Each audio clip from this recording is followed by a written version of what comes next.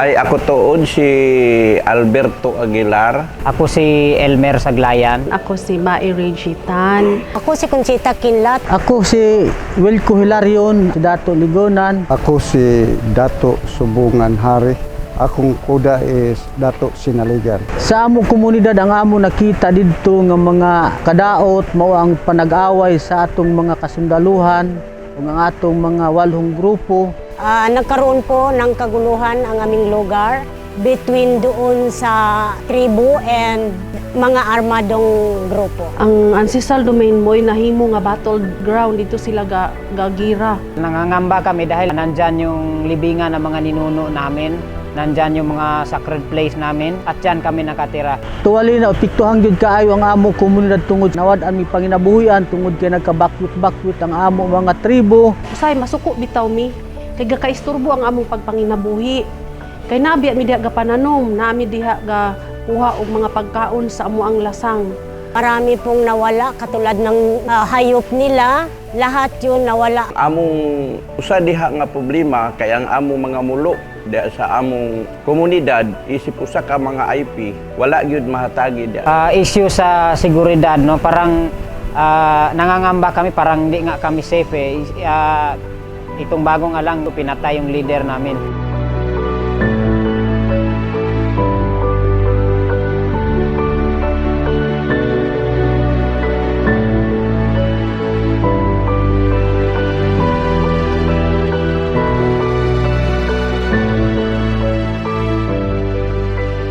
Kini nga Geneva, karong pag namo natagbo na mga organisasyon.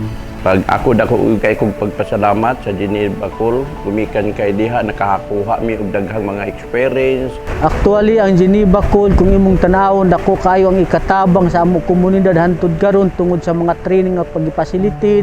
Gitrain po kami kung paano namin ipaglaban yung aming karapatan sa lupa. Kadtong hisgutang mga gera, unsaon namo nga maproteksyonan ang among mga kaubanan nga mga IP. About sa pagsiguro sa among katungod sa tribo nga dili siya mapanamas-tamas ang panahon sa gira tungod kay ang ato mga sundalo ug ang ato mga rebelde usahay magamit og mga dagko nga mga pabuto o hinungdan nga makaepekto sa ato tribo nga hadtod ang mga tribo nato mobaton og kahadlok halos dili na lang mutingog kung unsa man ang gikinahanglan. And napag-aralan din namin doon sa IHL, yung International Humanitarian Law. At nagsimula po kami doon sa protection of IP during the armed conflict. Ganon, yun yung mga itinuturo nila. Tapos land rights, yung bang mga karapatan natin sa lupa, paano natin ipaglaban. Sa amo na-open ang among mind. Murag na-guide mi ba? Ang Geneva Call naghimo pud sila og mga maayo nga mga sumbanan kung unsaon namo pagresolba ang among nagkadaiyang mga problema diha sa among komunidad.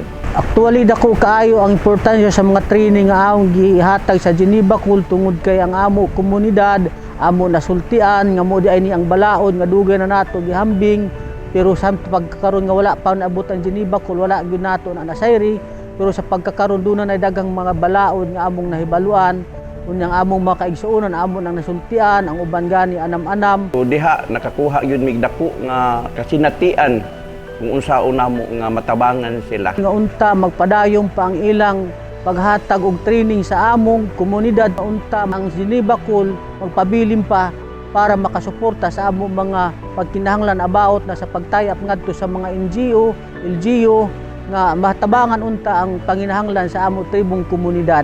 Pinautunta nga dili lang ni karon ra. Nautunta ang tribo nga inyon i-partnership hangtod sa hangtod. Hinautuntang magpadayon sila ani nga kalihukan ug makatabang pa sila og daghang mga katawhan sama sa amo diha sa among komunidad sa San Luis. Malaking papasalamat ko po sapagkat ang Geneva Call ay parang ginising nila ang puso at damdamin ng mga kababaihan na palakasin sila sa kabila ng kahirapan. What I can see here today is guardians of these ancestral domains where hopefully through collaborative efforts we could really push for these areas to be areas where humanitarian norms are respected, areas where the IP customary norms, customary practices are respected.